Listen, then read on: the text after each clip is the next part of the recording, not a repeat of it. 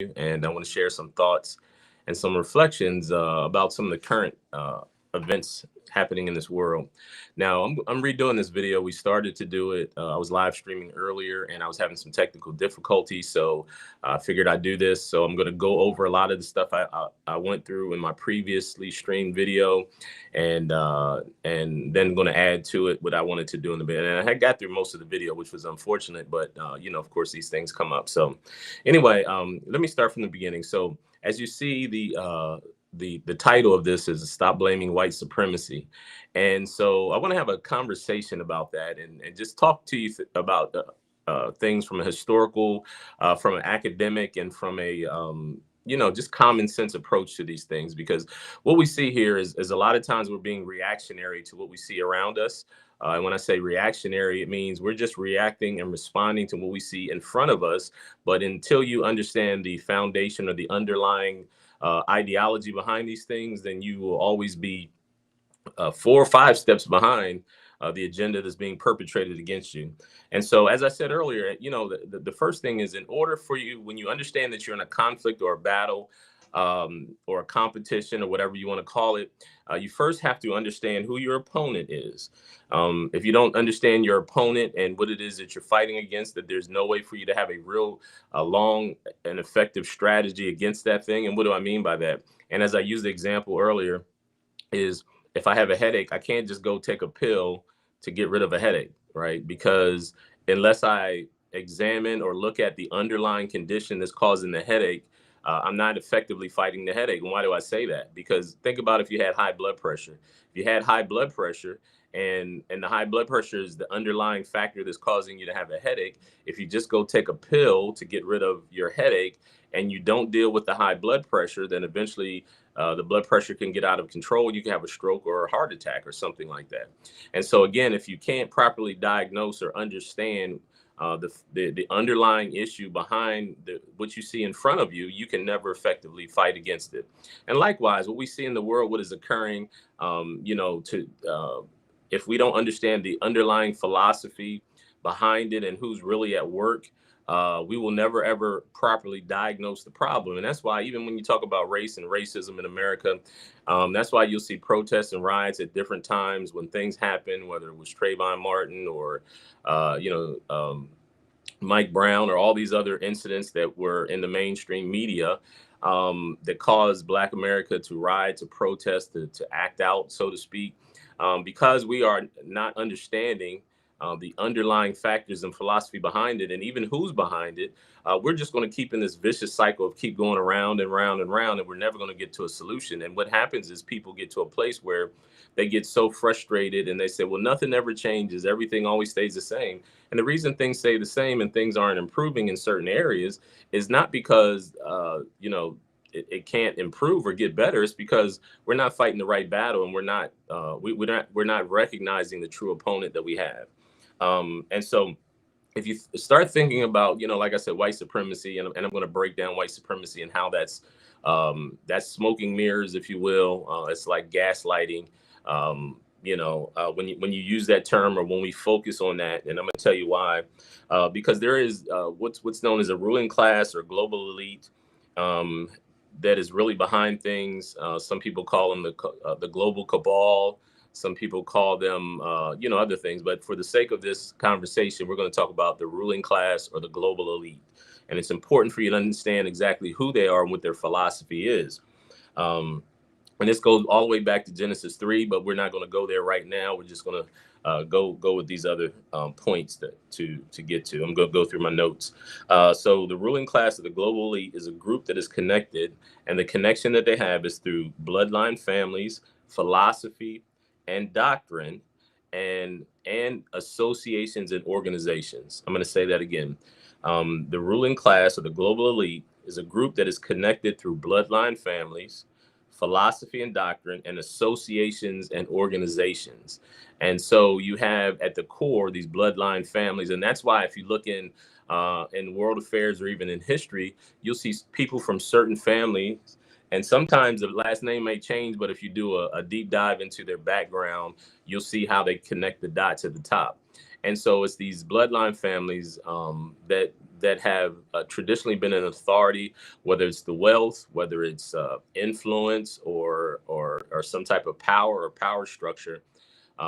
These people are the same people that are connected through bloodline families. They're also connected through philosophy and doctrine, and I'm going to get into that. But what the philosophy and the doctrine is, and they also are connected through associations and organizations. What do I mean by that? There's certain uh, organizations, whether you call them Masonic organizations, you talk about things like the Bilderberg Group, the Trilateral Commission, the Council on Foreign Relations, and those type of things.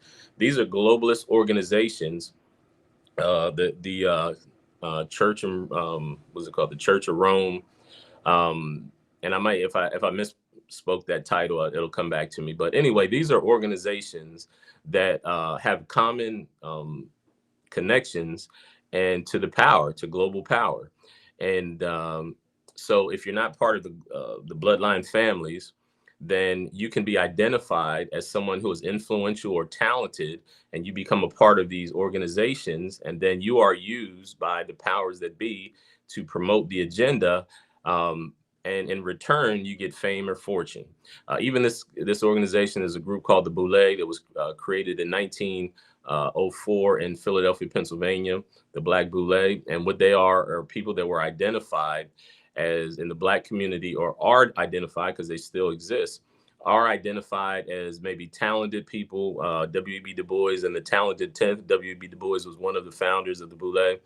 The Talented Tenth, so they identify the top 10%, and they initiate them and invite them to the table. But their job is to control and to shape the groupthink of Black America. They're also known as gatekeepers and those type of things, but they're very real and they do exist, and you have to understand who they are. And so a lot of these people that are promoted as leaders in the Black community are simply gatekeepers, and part of this philosophy of Boule, that are simply working for the power elite structure, and in return they get fame, fortune, and notoriety. Um, so that's how they're connected. They also, what are the tools? One of the main tools they use is language and symbolism. Language and symbolism.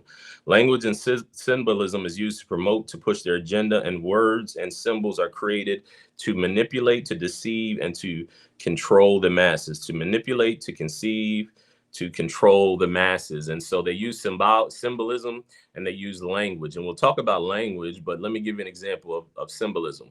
So most of you know President Barack Obama. He was symbolic. He was a symbol. He was a symbol of hope. He was a symbol of, he didn't look like all the 43 presidents before him. And because of that, people grabbed a hold of that, especially Black America. And even though it's very well documented that he didn't do anything specifically for Black Americans, they were satisfied because of the symbology of him representing hope. Right. And he even said, when they asked him early on, was he going to do something specifically for the Black community? And his response was, and I'm paraphrasing, that his strategy was that he was going to create something that all boats rise to the top, which means he just wanted to improve overall life in America. That was what he said, so that Black people would indirectly benefit from a better type of economy / country, et cetera, et cetera.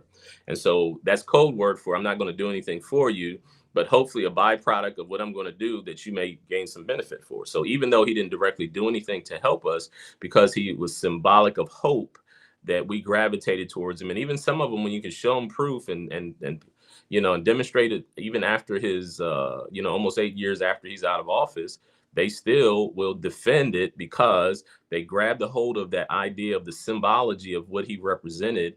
And so that connects your emotional realm. And because of that, they have to double down. They're bought into this whole ideal of it. And so they have to some of them have to hang on to that because of the what the what would come after that. What is it that you would, what was the appearance of you realizing that, hey, it was something that I bought into that really was nothing but a symbol of hope, but really had no substance to it. And so likewise, because he represented something for us, he just looked like us, or he kind of acted a little, he knew how to walk and talk a certain kind of way. That symbolic, that symbolism that he represented, we grabbed a hold of that. And then ultimately, because of that, when you have someone come along like Trump and he says, whatever he did, I'm going in the opposite. Now we have to immediately transfer the hope that we have to hatred towards something that opposed the symbolism that we grabbed a hold of, right? And so, we didn't look at the fact that he was talking about his policies or his agenda or his philosophy. We thought that he was attacking the symbol of hope that we grabbed a hold of, that we recognized really wasn't any substance. It was just something that it just looked good to us, right? It felt good in our emotions, but logically it had nothing to do with anything that benefited us. So when we talk about this symbolism and the language, one of the words that they use, one of the language, we talked about symbolism, now let's talk about language, and terms, is white supremacy. And so white supremacy is a word that's thrown out there that is such a trigger for people of color, especially, that we don't even examine or look down to what are the facts of that. Because if you understand the ruling elite class, and when people just grab a hold of that whole concept of white supremacy, it's because they really don't understand, and that's why these talks are so important. They really don't understand the global elite, the ruling class. They don't really understand them, and because they don't understand it, they equate everything to white and black. And so because black and white are social constructs, it actually was created by the ruling elite that have a certain philosophy.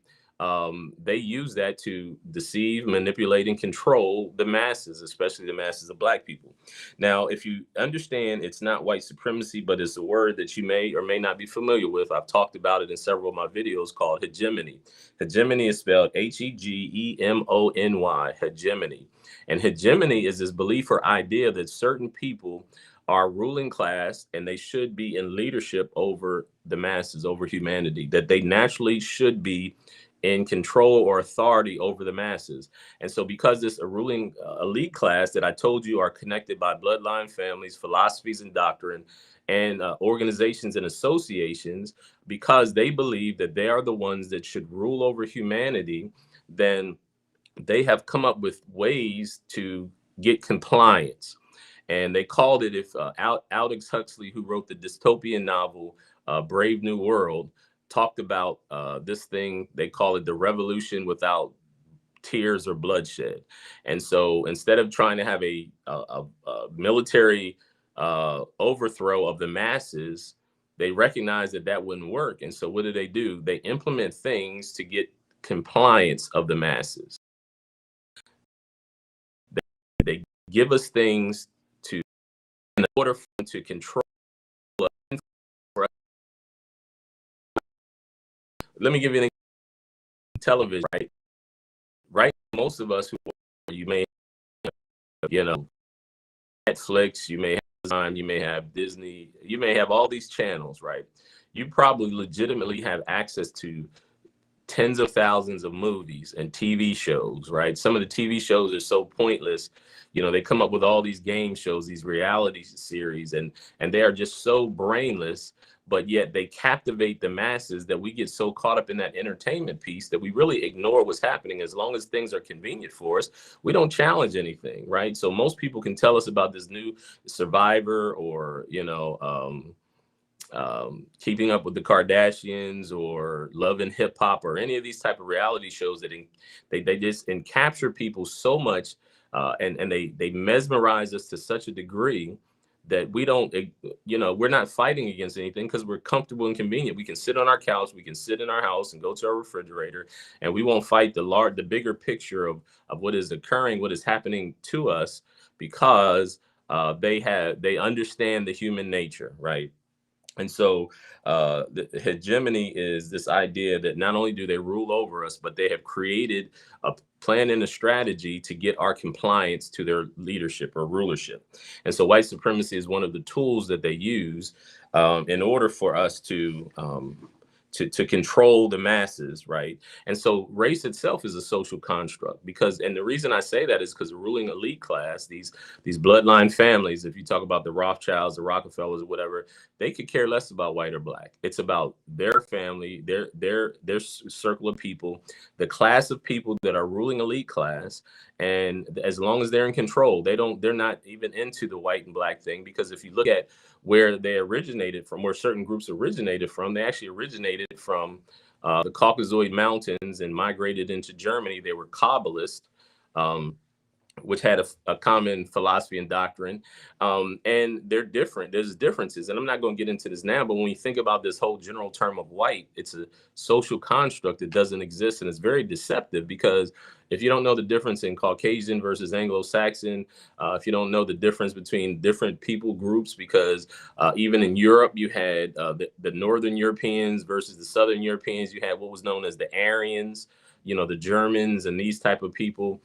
They didn't look at other white people as their brothers or on the same course as them. They looked at superior people versus inferior people, right? That's where you get the whole idea of eugenics, good genes. They believe that certain people, certain groups, and it didn't, again, people like the Irish and the Italians and those type of people, they weren't even considered white in the United States until the 1930s, because they were considered non-white.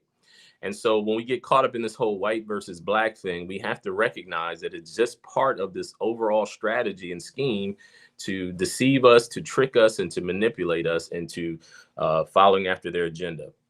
So let me give you some names real quick, and then we're going to move through this. So if you want to do some research and find out some of these people that are hegemonists, or these people that have a philosophy, a ruling elite class philosophy that has permeated our way of thinking and our culture, whether you know their names or not, they are very influential in how things are run, even in the school system. So names like Charles Darwin, most of you are familiar with Darwin. Darwin came up with the theory of evolution, and the theory of evolution really was based on race science, and it was also based on evolution, right? So it's an anti-God philosophy, and not only is it anti-God philosophy, but it's actually based on race and racism. So they created this false theory in order to convince people that we have evolved from lower life forms. And what the philosophy now purports as well is that certain groups or certain races are less evolved than others, and therefore it helped to justify the enslavement of a people, because they said that black people and brown people were less evolve. And the theory of evolution was based on a lie. Darwin made up most of the science, but they passed it off as science and passed it off to now, even in 2023, most schools teach the theory of evolution in their schools, and it's based on Charles Darwin's promoting this agenda of hegemony. Francis Galton, that's where you get the concept of survival of the fittest, and I'm not going to get into that now. They believe that I'm not going to get into the details, but they believe that that evolution, the more we get evolved, the more we keep the traits that help us to survive as a species, and we get rid of the traits that that won't help us to survive. And that's why, like, let me give you an example of what they mean by that. Charles Darwin's theory of evolution and Francis Galton. So many of us have wisdom teeth. When I was 19, I had to get my wisdom teeth pulled out. And the reason they say wisdom teeth are problematic is because early on, when we didn't have as much cooked and processed food, we needed those teeth in order to help us to chew and to tear meat better. And so because we no longer need them, they are starting to go away. And that's why they're a problem. So I'm just giving you the Cliff Notes version of that philosophy. And so they believe that certain traits will eventually go away. And the weaker parts of the species will go away, but they believe that the process will take too long, so they have to help the process. That's where you get the idea of eugenics. Hitler was not a white person in his mind. He was an Aryan, which is different than being just a white person, which is why Hitler targeted other white people. He tried to conquer Europe, right? And when you think about even Jews, when we think about, most of us would categorize them, if you think about just race in general, as being white, but they were never considered white. They don't consider themselves white. They're a different, distinct class of people, right? And if you look in the Jim Crow South, that there were signs that not only prohibited blacks from going in places, but it also prohibited Jews, because the whites in the South did not consider European Jews as being white. And so again, this whole idea of just blanket term of white supremacy, when we focus on that, we miss the actual philosophy and what is happening behind the scenes. So we talked about these different philosophers. I talked about Francis Galton, Charles Darwin, Immanuel Kant, and George Hegel are very important because they had this philosophy that originated in Germany in like the 1700s called German idealism. And this is important. I want you to hear me. I'm going to give you the basic definition of it. You can do more research on yourself for yourself. But German idealism, Immanuel Kant was one of the main people, and Hegel also. Friedrich, I think his name is George Hegel. But anyway, Hegel is spelled Hegel. Kant's last name is spelled Kant. So German idealism kind of promoted this idea that words only have meaning for the person that's using the words. And see, you got to realize that these are people that have a certain philosophy, and they're promoting these ideas with an ulterior motive, right? So they promoted the ideas that words only have meaning based on the person who's using the words. Now, you might say, well, I don't care about that. Yes, you do. That's why nowadays, even during the Supreme Court hearings of Ketanji, what's her name? Ketanji Brown, they asked her to define a woman, and she says, I'm not a scientist, I'm not a biologist, I can't define a woman, right?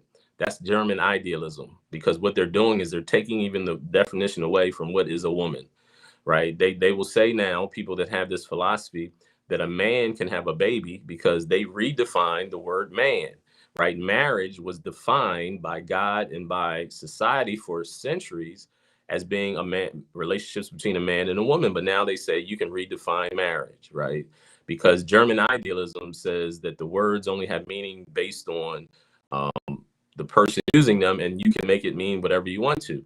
But you got to understand the dangers of that, not just on a basic common sense level, that if we have no common understanding or common acceptance of certain terms and philosophies, then it leads to chaos, it leads to disorder and dysfunction, and ultimately it leads to down the road of insanity. But it's easier to control people if you start to implement these type of ideals, because it brings chaos, and the philosophies of the ruling elite is order out of chaos. It means that out of a chaotic situation that they help to cause, they are the ones who give you order or give you the solution, which is why that leads me to my next person, which is Hegel. And you may have heard me or heard of the Hegelian dialectic. The Hegelian dialectic, which fits all into this, is problem, reaction, solution. And what does that mean? That means that if I have a ultimate goal or agenda that I want to promote, I can use the Hegelian dialectic to get me there, which is done through your compliance, which means your agreement, even if it's conscious or subconscious, you will agree on these things. And so what do I mean by that? So problem, reaction, solution, also known as thesis, antithesis, or synthesis, right? It means that I present a problem, I anticipate the reaction, and I offer the solution. I'm going to say that again.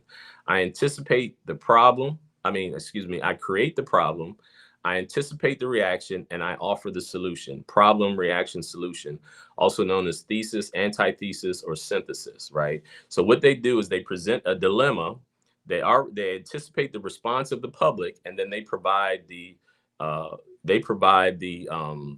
solution for that.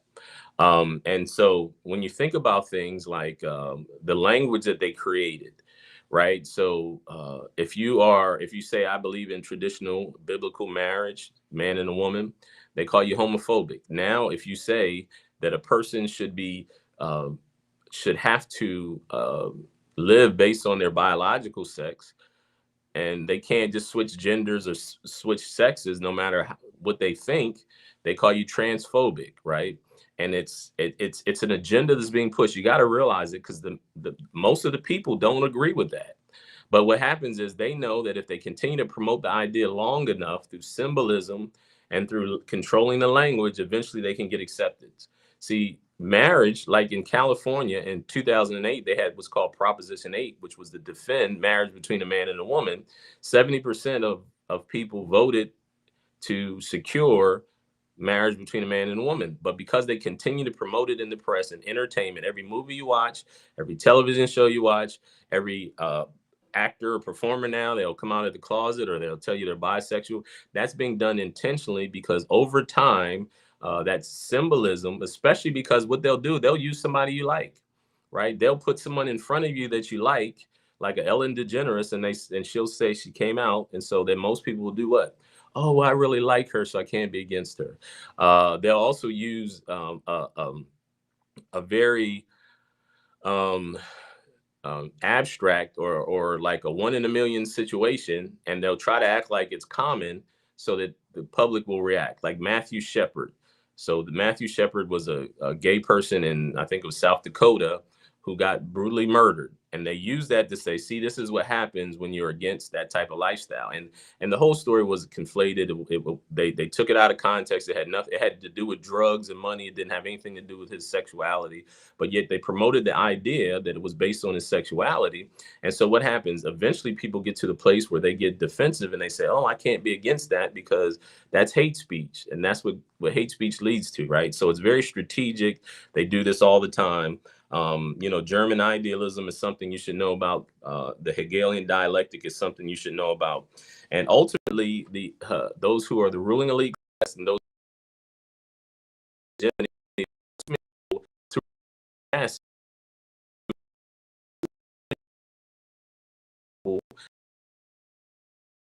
lines from the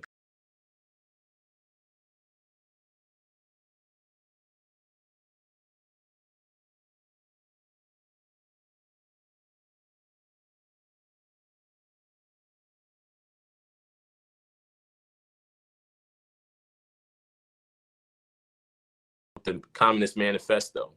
Then in that philosophy as well. And so if you think about socialism, communism, Marxism, and all that other stuff, there's a small amount of people that will be in control of the resources.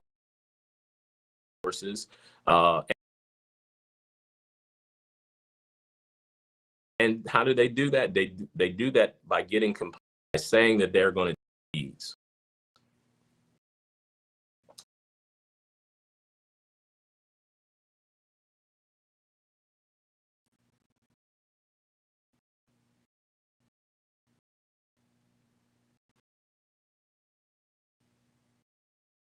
Technical difficulties. Sorry about that. Karl Marx and Marxism is this. So what they did was they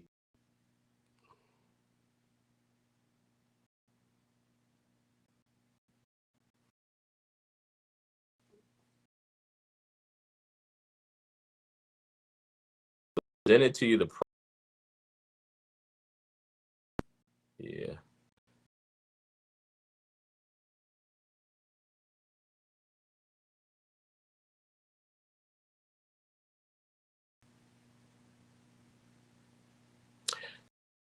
So we're talking about Karl Marx and Marxism, and so in Karl Marx and Marxism, what happens is that they tell you about the ruling class, right? The rich, the aristocracy, and they tell you how evil they are and how evil that wealth is. And so the way they push it is to the poorer class or the underclass, and they have the solution, right? The solution is Marxism. So we'll come in and workers of the world unite. We'll come in and take over those who have wealth, and then we'll control the wealth and we'll distribute it to you equally.